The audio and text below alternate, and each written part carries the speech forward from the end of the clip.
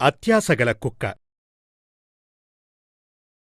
అది ఒక విశాలమైన గ్రామం. అంతా ప్రశాంతమైన వాతావరణం. ఇంతలో ఒక కుక్క ఆహారం కోసం పరుగులేయసాగింది. అది తన ఆహారం కోసం పరుగు తీస్తూ ఎన్నో చోట్ల వెతికింది. కాని దానికి ఎక్కడా ఆహారం కనిపించలేదు. అది పరుగెడుతూ పరుగెడుతూ గ్రామం పొలిమేర వరకు ఉరికింది. ఇక దానికి పరిగెత్తే ఓపిక లేదు. ఆయాసంతో రొప్పుతుంది. అయ్యో, ఎంత వెతికినా ఈరోజు ఆహారం దొరకలేదే. ఈరోజు నేను ఆకలితో అలమటించాల్సిందేనా? ఈ పరిస్థితిలో కనీసం ఒక ఎముకైనా దొరికితే బాగుండు. ఎంచక్క చప్పరించుకుంటూ కూర్చునేదాన్ని. ఇంతలో దానికి ఎదురుగా ఒక ఎముక కనిపించింది. దాని కళ్ళు ఆనందంతో పెద్దవయ్యాయి. ఆనందంతో అక్కడికి పరుగు తీసింది. ఆ ఎముకని చటుక్కున అందుకుంది. నీటిలోకి చూసింది. అందులో తన నీడ చూసుకుని మరో ఎముక ఉందని అనుకుని నోరు తెరిచేసరికి ఉన్న ఒక ఎముక ఆ నీటిలో పడిపోయింది. తన దురాశకు ఏం చెయ్యాలో అర్థంకాక అక్కడే బిక్కచూపులు చూస్తూ కూర్చొండిపోయింది ఆ కుక్క. బంగారు బాతుగుడ్డు. ఒక గ్రామంలో ఒక రైతు ఉండేవాడు. ఒకరోజు అతడికి ఒక బాతు దొరికింది. అది మామూలు బాతు కాదు, బంగారు గుడ్లు పెట్టే బాతు. అది చూడముచ్చటగా ఉండేది. అది రోజూ బంగారు గుడ్లు పెట్టేది.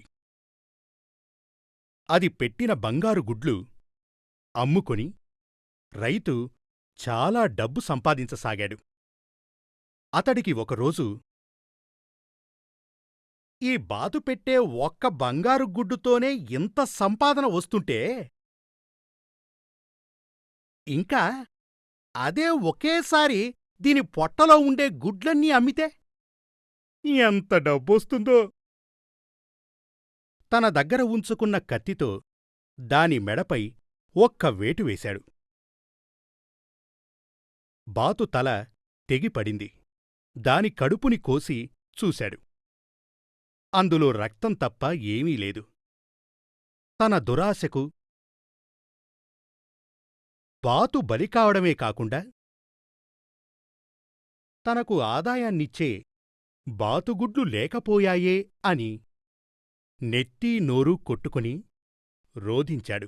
బ్రాహ్మణుడు, ముగ్గురు దొంగలు. ఒకానొకప్పుడు కృష్ణాపురం అనే ఊళ్ళో ఓ బ్రాహ్మణుడు ఉండేవాడు. అతని పేరు రామశాస్త్రి.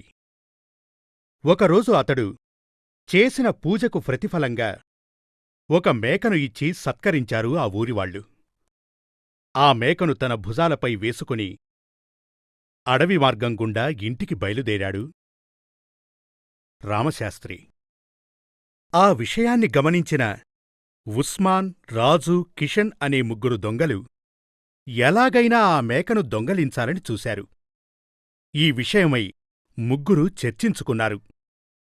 ఆ మేకను రామశాస్త్రి దగ్గరనుండి దొంగలించే ఉపాయాన్ని ఆలోచించారు. ఆ ఉపాయాన్ని అమలు చేయడానికి నిశ్చయించారు.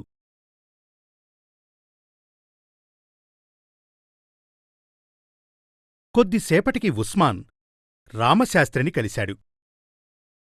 రామశాస్త్రిగారు, ఎక్కడికి వెళుతున్నారు? ఈ కుక్కని మీ భుజాలపై మోసుకెళ్తున్నారు ఎందుకని? బ్రాహ్మణులు కుక్కను మోయటం తప్పు కదా? కుక్కనా? ఎక్కడుందిరా అప్రాచ్యుడా! ఇది మేక. పక్కకు తప్పుకో! నా దారిన నన్ను పోనివ్వు! కొద్ది దూరం వెళ్ళిన తరువాత మరో దొంగ రాజు కలిశాడు.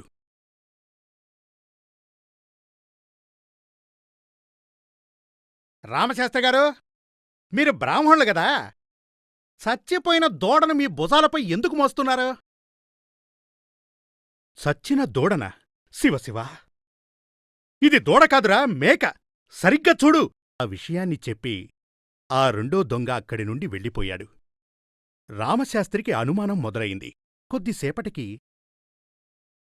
మరో దొంగ కిషన్ కలిశాడు. అయ్యా, మీరు అన్ని శాస్త్రాలు తెలిసిన బ్రాహ్మణులు తమ భుజాలపై గాడిద పిల్లని మోసుకెళ్లడం నాకు నచ్చలేదు.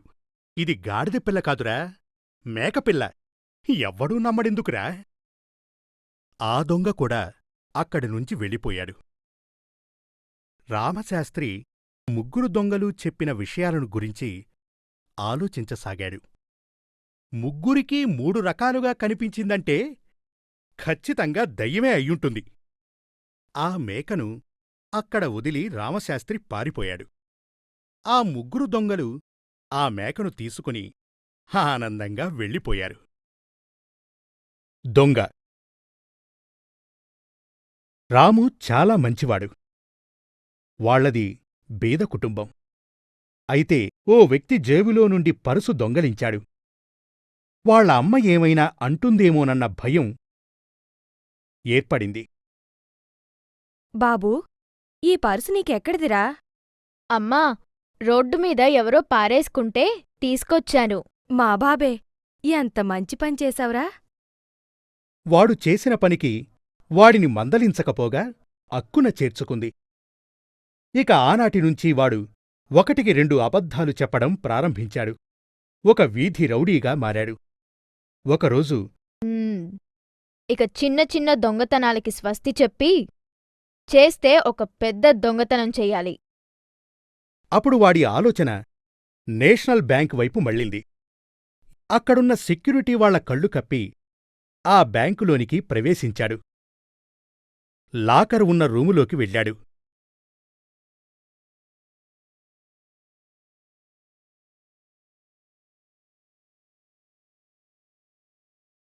లాకర్ని తుపాకీతో పేల్చేశాడు.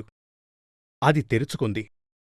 అందులో ఉన్న డబ్బు, నగలు చూసి మొహం వెలిగిపోయింది. త్వరత్వరగా డబ్బుని ఒక మూటలో కట్టడం ప్రారంభించాడు. రాము తుపాకీ పేల్చిన శబ్దం విని సెక్యూరిటీ పోలీసులకి ఫోన్ చేశాడు. రాము డబ్బుతో బయటకు రాగానే వాడిని పోలీసులు వెంబడించారు. చాలా దూరం పరిగెత్తాడు.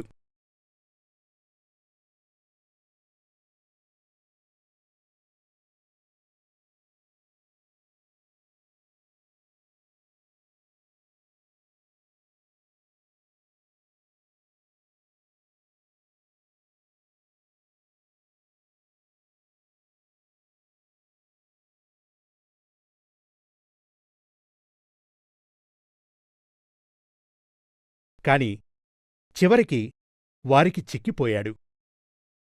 రాము కటకటాల పాలయ్యాడు. ఇప్పుడు వాడికి తన తప్పు తెలిసొచ్చింది. సార్, నా వల్ల తప్పు జరిగింది. నన్ను క్షమించండి సార్. నువ్వు చేసిన తప్పుకి న్యాయస్థానం నీకు ఉరిశిక్ష విధించింది.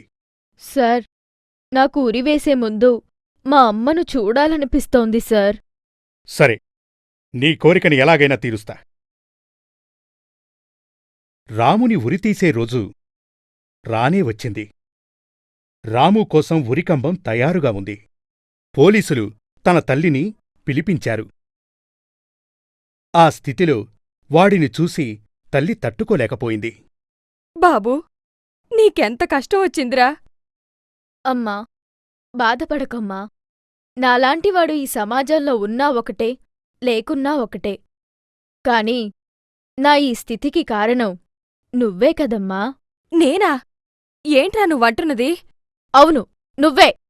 ఒకనాడు నేను పర్సు తీసుకొస్తే నేను చెప్పిన అబద్ధానికి నన్ను మందలించకుండా నీ అవసరాన్ని తీర్చుకున్నావు. పరోక్షంగా నేను దొంగనవ్వటానికి నీ ప్రోత్సాహమే కారణం. నువ్వు అప్పుడే నన్ను మందలించుంటే ఇప్పుడు నాకు ఈ స్థితి వచ్చేదే కాదు. కాదంటావా అమ్మా? అవును. నన్ను క్షమించరా, నన్ను క్షమించు నాయనా. కొంగ, నక్క. ఒక అడవిలో ఒక కొంగ ఉండేది. అడవిలో ఉన్న జంతువులన్నీ కొంగని తెలివిగల దానినిగా పరిగణించేవి. అదే అడవిలో ఉన్న నక్కకి ఈ కొంగంటే అసూయ, కుళ్ళు. కొంగబావా కొంగబావా, ఈరోజు నేను నీకోసం ప్రత్యేకమైన వంటకాలు చేశాను. నక్కబావా, నువ్వింత ప్రేమతో పిలుస్తుంటే నేనెలా కాదనగలను? తప్పకుండా వస్తాను. నక్క ఇంటికి వెళ్ళింది కొంగ. ఎంతోసేపటికి గుమగుమలాడే వంటకాలతో బయటకు వచ్చింది నక్క. కొంగబావా, ఆలస్యానికి క్షమాపణ కోరుతున్నాను. దాందే ఉందిలే నక్కబావా. నక్క ఆ వంటకాలని వెడల్పాటి గిన్నెలో వడ్డించింది. ఆ గిన్నె నుండి అంతగా వంగి తినాలంటే కొంగకి కష్టంగా ఉంది. కొంగబావా, వంటకాలు రుచికరంగా ఉన్నాయి. కొంగకు నక్క పన్నిన ఉపాయం అర్థమైంది. దాని మోసాన్ని ముందే పసిగట్టలేకపోయింది. ఒకరోజు నక్క ఇంటికి వెళ్ళి, నక్కబావా, నేను నీకోసం ఎన్నో రుచికరమైన వంటకాలు తయారుచేశాను. నువ్వు తప్పకుండా రావాలి. కొంగబావా, నీవు అంతలా అడుగుతుంటే నేను కాదంటానా? తప్పకుండా వస్తాను. నక్కబావా, నీకోసం రుచికరమైన వంటకాలు చేశాను. ఆరగించు. కొంగ ఆ వంటకాన్ని చిన్న మూతిగల కూజాలో వడ్డించింది. దాని మూతి అందులోకి దూరటం లేదు. అది తినలేకపోయింది. నక్కకి తన తప్పు తెలిసివచ్చింది. కొంగ తనకి మంచి గుణపాఠం చెప్పిందని అర్థమైంది. నిశ్శబ్దంగా అక్కడి నుండి వెళ్ళిపోయింది. నక్క. అది ఒక దట్టమైన అడవి. ఒక మర్రిచెట్టు కింద ఓ నక్క తను తెచ్చుకున్న ఎముకలని తింటుంది. హఠాత్తుగా ఓ ఎముక దాని గొంతులో ఇరుక్కుంది. అది ఆ ఎముకని మింగలేని, కక్కలేని స్థితిలో ఉంది. అది బాధగా దిక్కులు చూడసాగింది.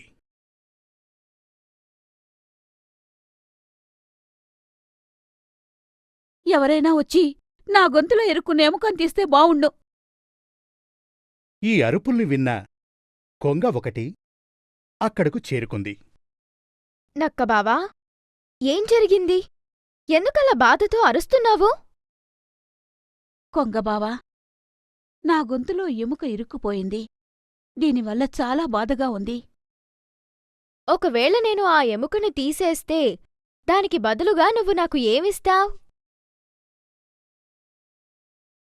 కొంగబావా, నువ్వా సాయం చేస్తే నీకు విలువైన బహుమతిస్తాను. దయాగుణం కలిగిన కొంగ నక్కకి సాయం చేయడానికి ఒప్పుకుంది. నక్క గొంతులో ఇరుక్కున్న ఎముకను తన పొడవాటి ముక్కుతో బయటకు తీసింది. సాయం తీసుకున్న నక్క అక్కడి నుండి వెళ్ళిపోసాగింది. నక్కబావా, నీకు సహాయం చేస్తే నాకు మంచి బహుమతి ఇస్తానని చెప్పి అలా వెళ్ళిపోతున్నావేంటి? బహుమానమా? నీకివ్వాల్సిన బహుమానం నీకెప్పుడో అందింది. అవును, నువ్వు నా గొంతులో పెట్టిన నీ తలను తినకుండా బయటికి తీయడమే నేను నీకిచ్చిన బహుమానం. నీకు ప్రాణభిక్ష పెట్టాను, సంతోషించు. వెళ్ళు. కొంగ తన మూర్ఖత్వానికి మనసులోనే బాధపడింది. నిజాయితీ. ఒక గ్రామంలో రామయ్య అనే కట్టెలు కుట్టేవాడు ఉండేవాడు. అతడు నిజాయితీకి మారుపేరు. తనకు ఉన్నదాంతో ఆనందంగా బతికేవాడు. అయితే ఒకరోజు అతడు నది ఒడ్డున కట్టెలు కొడుతుండగా అతని గొడ్డలి జారి నది నీళ్లలో పడిపోయింది. ఆ హఠాత్ పరిణామానికి రామయ్య విస్తుపోయాడు. అయ్యో, ఇప్పుడెలాగా? నా గొడ్డలి నీటిలో పడిపోయింది. ఈ నది చాలా లోతుగా ఉంది. ఎలా దీన్ని తీయటం?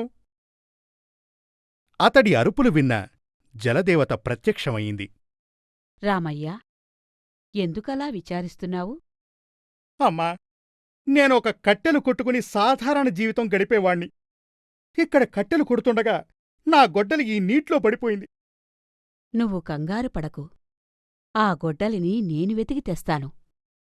జలదేవత అదృశ్యమయింది.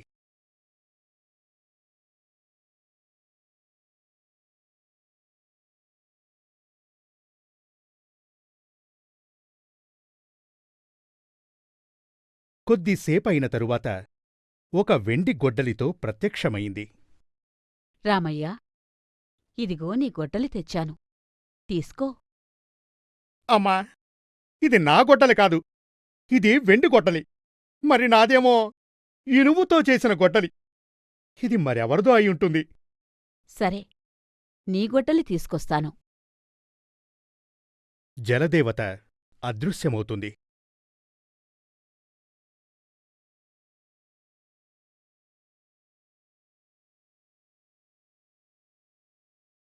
మళ్ళీ బంగారు గొడ్డలితో ప్రత్యక్షమవుతుంది. రామయ్య, నీ గొడ్డలి ఇదే అయ్యుంటుంది. తీసుకో. లేదమ్మా, ఇదే నా గొడ్డలి కాదు. మీరు తెచ్చినది బంగారు గొడ్డలి. ఇది మరెవరిదైనా అయ్యుంటుంది. సరే, నీ గొడ్డలి తీసుకొస్తాను. కొద్దిసేపటికి బంగారు, వెండి మరియు ఇనుము గొడ్డళ్ళు తీసుకుని జలదేవత ప్రత్యక్షమయింది. ఈ 3 గొడ్డళ్లలో నీ గొడ్డలెక్కడుందో చూడు. ఆ ఇనుముదే, నా గొడ్డలి. ఇదేనమ్మా, ఇటివ్వండి. రామయ్య, నీ నిజాయితీకి మెచ్చాను. నీ నిజాయితీని పరీక్షించడానికే ఇదంతా చేశాను. ఈ 3 గొడ్డళ్లను నువ్వే ఉంచుకో. ఆ 3 గొడ్డళ్లను రామయ్యకిచ్చి జలదేవత అదృశ్యమయింది. రామయ్య ఆ 3 గొడ్డళ్లను తీసుకుని ఇంటికి వెళ్ళిపోయాడు. తరువాత హాయిగా బతికాడు. పుల్లని ద్రాక్ష. అనగనగా ఒక అడవిలో ఓ జిత్తులమారి నక్క ఉండేది. అది ఒకరోజు ఆహారం కోసం వెదుకుతూ వెదుకుతూ అడవికి పక్కనే ఉన్న ఒక ద్రాక్షతోటవైపు పరుగు తీసింది. ఎలాగో కష్టపడి అది ఆ తోటలోనికి ప్రవేశించింది. అబ్బా! ద్రాక్షపళ్ళు ఎంత నోరూరిస్తున్నాయో! ఎలాగైనా వీటితో నా ఆకలి తీర్చుకోవాలి. ఇక ఆ పళ్ళు కోయడానికి ప్రయత్నించసాగింది. అలసిపోయి కింద కూర్చుంది. మళ్ళీ ఆ పళ్ళని అందుకోవడానికి ప్రయత్నించసాగింది. ఎన్నోసార్లు వాటిని అందుకోవడానికి ప్రయత్నించినా అవి అందలేదు. చివరికి ఆ నక్క అలిసిపోయింది. ఆ పళ్లపై దానికి అసహ్యం వేసింది. వాటిపై నిందలు వేయసాగింది. ఈ ద్రాక్షపళ్ళు కనిపించినంత తియ్యగా ఉండవనుకుంటా. ఇవి చాలా పుల్లగా ఉండుంటాయి. అందుకే వీటిని ఎవ్వరూ కొయ్యడం లేదు. దీని బదులు ఏ గెడ్డినైనా తినొచ్చు. ఆ నక్క ద్రాక్షపళ్లపై నిందలు వేస్తూ అక్కడి నుండి వెళ్ళిపోవడానికి నిర్ణయించుకుంది. ఇక తన కడుపు నింపుకోవడానికి వేరే దగ్గరికి బయలుదేరింది. అనగనగా ఓ దట్టమైన అడవి. ఆ అడవిలో ఓ అందమైన సరస్సు. ఆ సరస్సులో ఎన్నో రకాల చేపలు, ఎండ్రకాయలు నివసిస్తుండేవి. ఆ సరస్సుకి దగ్గరలో ఓ దుర్బుద్ధిగల కొంగ నివసిస్తుండేది. దానికి చేపలంటే చాలా ఇష్టం. మంచి ఉపాయం ఆలోచించింది. తన ఉపాయంతో ఆ చేపలను, ఎండ్రకాయలని తినాలని అనుకుంది.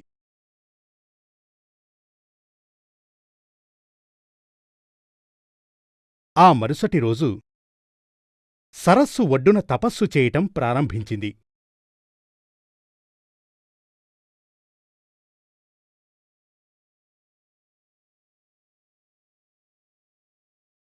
అలా 2-3 రోజులు గడిచిన తరువాత ఆ సరస్సులోని చేపలు ఆ కొంగ దగ్గరికి వెళ్ళాయి. కొంగమామా, కొంగమామా, నువ్వేమిటి గత 2 రోజులుగా ఇక్కడ తపస్సు చేస్తున్నావు? చేపలారా, ఈ తపస్సు నాకోసం చేయడం లేదు. మీకోసమే. ఈరోజు పొద్దున ఒక పండితుణ్ణి కలిశాను. అతను ఈ సరస్సు త్వరలో ఎండిపోతుందని చెప్పాడు. ఈ విషయం విన్న చేపలన్నీ భయపడ్డాయి. ఈ విషయాన్ని రాజుకు చెప్పడానికి బయలుదేరాయి. రాజా, మీకు వందనం. మనం త్వరలో చనిపోతున్నాం. మన సరస్సులో నీళ్లు ఎండిపోతున్నాయి. ఏమిటి మీరనేది? అవును, ఈ విషయాన్ని ఇందాక కొంగమామ మాతో చెప్పాడు. సరే అయితే, దీనికి పరిష్కారాన్ని కూడా ఆ కొంగమామని అడిగి తెలుసుకుందాం. అక్కడ సరస్సు ఒడ్డున ఉన్న కొంగ దగ్గరికి వెళ్ళాయి చేపలు. ఈ అడవికి చివర్లో ఓ పెద్ద సరస్సు ఉంది. కావాలంటే మిమ్మల్ని అక్కడికి తీసుకువెళతాను అని నమ్మపలికింది. చేపలన్నీ ఆ టక్కరి కొంగ మాటలు నమ్మాయి. ఇక ఆ కొంగ ఒక్కొక్క చేపని దూరంగా అడవిలోకి తీసుకువెళ్ళి యథేచ్ఛగా తన ఆకలిని తీర్చుకోసాగింది. అలా ఆ సరస్సులోని ఎన్నో చేపలు దాని కుటిల నీతికి బలయ్యాయి.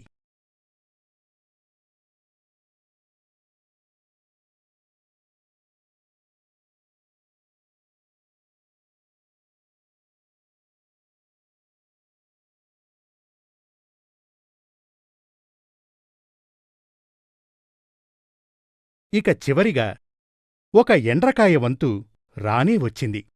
కొంగమామా కొంగమామా, మా స్నేహితులు వెళ్ళిన చోటికి నన్నూ తీసుకెళ్ళవా? నేనాకలితో చచ్చిపోతానేమో. తప్పకుండా తీసుకెళ్తాను. కొంగ మెడమీద ఎక్కి వెళ్ళసాగింది.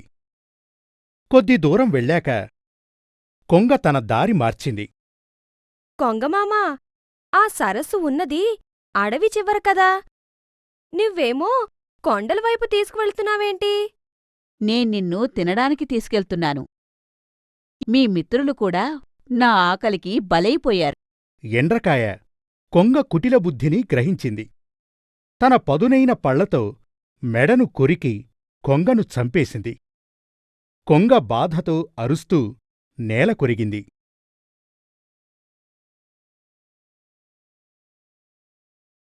ఎండ్రకాయ సరస్సుకు వెళ్ళి జరిగిన విషయాన్ని మిగతా చేపలతో చెప్పింది.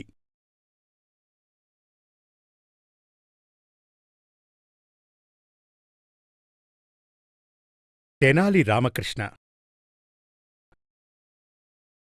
అది విజయనగర సామ్రాజ్యం.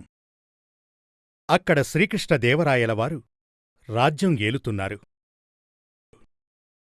ఒకరోజు ఒక భటుడు వచ్చి, రాజుగారికి వందనం. అయ్యా, ఒక గొడవ నిమిత్తం కొందరు బయట వేచి ఉన్నారు. ఏమా గొడవ? వారిని లోపలికి తీసుకున్రా. అదేమిటో మేము పరిష్కారం చేస్తాము. ఇంతలో తెనాలి రామకృష్ణ, రాజావారికి వందనం.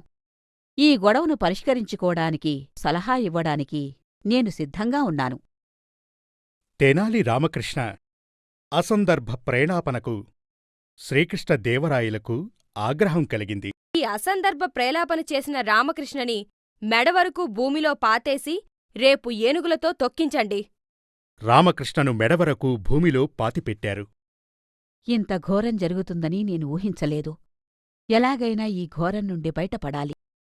కొద్దిసేపటికి, అయ్యా, తెనాలి రామకృష్ణులా ఉన్నారే, ఇక్కడ నేలలో పూడకపోయి ఉన్నారు. ఎవరు మిమ్మల్ని ఇందులో పాతేశారు? లేదు, నన్ను ఎవరూ పాతిపెట్టలేదు. నేను రాత్రి గూనితో బాధపడ్డాను. ఇందులో ఉంటే గూని పోతుందని ఇలా ఏర్పాటు చేసుకున్నాను. తెనాలిగారు, నేను ఇందులో ఉంటే నా గూని పోతాదంటారా? ఇలా ఉంటే నీ గూని బాగుపడ్డమే కాదు, రాజుగారొచ్చి తగిన పారితోషికం కూడా ఇస్తారు. రామకృష్ణ వెళ్ళిపోయాడు. చీకటి పడింది. ఆ చాకలివాడు రాత్రంతా అక్కడే ఉన్నాడు. ఆ మరుసటి రోజు సైనికులు రామకృష్ణను తొక్కించడానికి అక్కడికి వచ్చారు. ఏయ్, ఎవరు నువ్వు? ఇక్కడ తెనాలి ఉండాలి కదా, అతనెక్కడికి వెళ్ళాడు? అయ్యా, అతనికే గూని నయమైపోయిందే, అతను వెళ్ళిపోయినాడు. నా గూని నయం అవడానికే ఇందులో నన్ను ఉంచే ఆయన వెళ్ళిపోయినాడు. తెనాలి రామకృష్ణుడు తన తెలివి ఉపయోగించి అక్కడి నుండి బయటపడ్డాడని ఒక సైనికుడు రాజుగారికి చెప్పాడు. ఆ సైనికుడు జరిగిన విషయాన్ని చెప్పగానే శ్రీకృష్ణదేవరాయ తెనాలి రామకృష్ణను పిలిపించి జరిగిన విషయాన్ని విన్నాడు. అతని చాతుర్యాన్ని మెచ్చుకుని హర్షించాడు.